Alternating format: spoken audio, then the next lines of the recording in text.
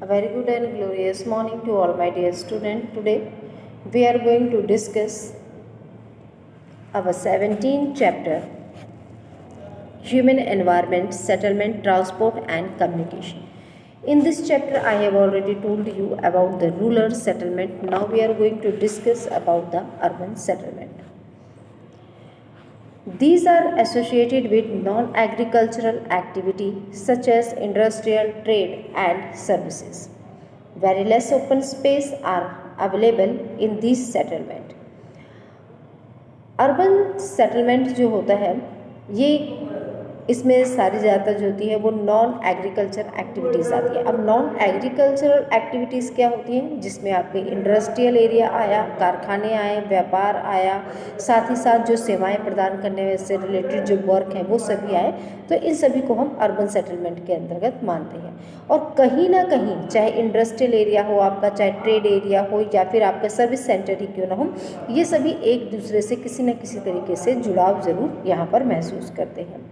अब क्योंकि हम यहाँ पे अर्बन सेटलमेंट की बात कर रहे हैं, तो अर्बन सेटलमेंट के लिए हमें किसी बड़ी जगह की नहीं, बल्कि यहाँ पे बहुत ही कम एरिया होता है जहाँ पर हमें इस तरह के सेटलमेंट को हम देख सकते हैं। These are thickly populated, for example, cities and large towns. On the basics of economic activity performed, urban settlement and classified as followed. ये एरिया कैसे होते हैं, ये थिकली पॉपुलेटेड एरिया होते हैं। एग्जाम्पल के तौर पे हम सिटी कह सकते हैं या लार्ज टाउन को इसके लिए अंदर ले सकते हैं। इसके अलावा जिसका जो बेसिक होता है, इकोनॉमिक का जो बेसिक एक्टिविटी होती है, उस जो जैसी एक्टिविटी को परफॉर्म्ड करता है, उसी के आधार पर अब हम यहाँ पे अलग अलग तरीके से अर्बन सिटीज़ को क्लासीफाइड कर सकते हैं। तो पहले अर्बन सिटीज़ में हमारे जो सिटी को हम यहाँ पे डिस्कस करने वाले हैं वो सिटी है हमारी यहाँ पर एडमिनिस्ट्रेटिव सिटी। एडमिनिस्ट्रेटिव सिटी का मतलब होता है जैसे प्रशासकीय कार्यभार से रिलेटेड जो सिटी होती है, ठीक है।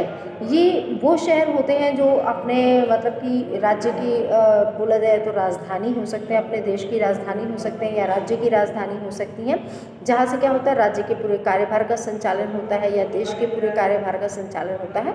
तो उससे उस समय जो सिटीज़ का निर्माण करवाया गया था उसको हम यहाँ पर एडमिनिस्ट्रेटिव सिटी के नाम से जानते हैं। एग्जाम्पल के तौर पर मैं आपको बता सकती हूँ जैसे Washington DC, London, new Delhi, ये आपके देश के अकॉर्डिंग है।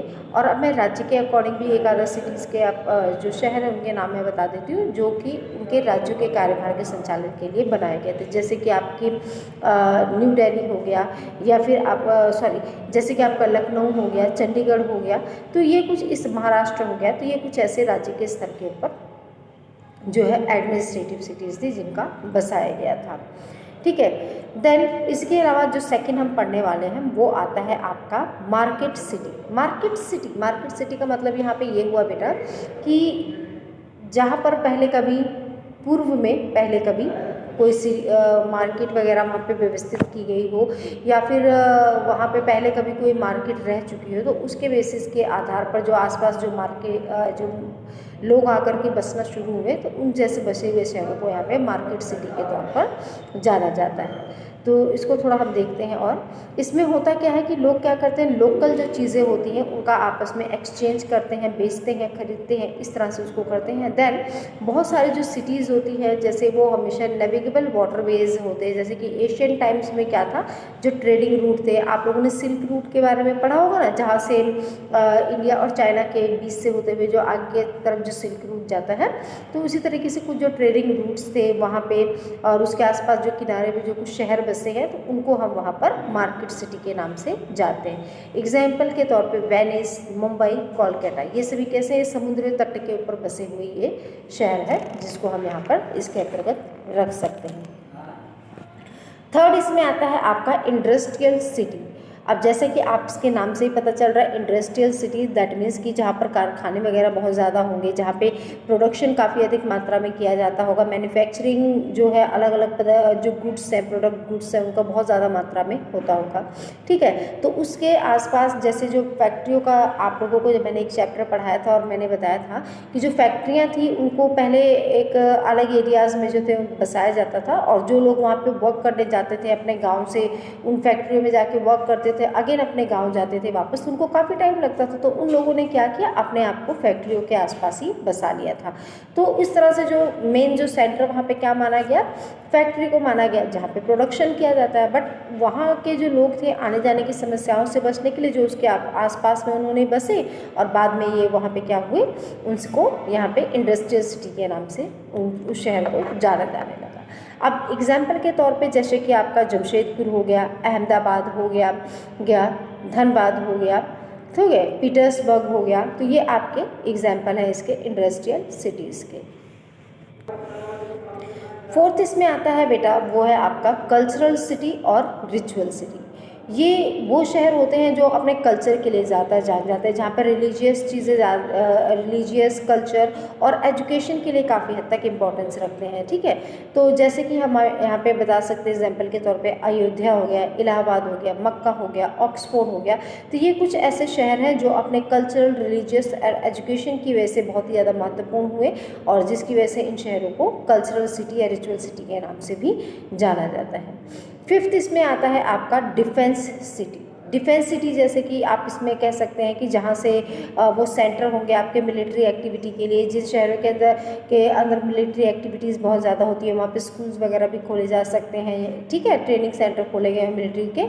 तो उन शहरों को वहाँ पे उनके नाम से डिफेंस सिटी के नाम से जाना गया है। एग्जाम्पल के तौर पर माहो या फिर यहाँ पे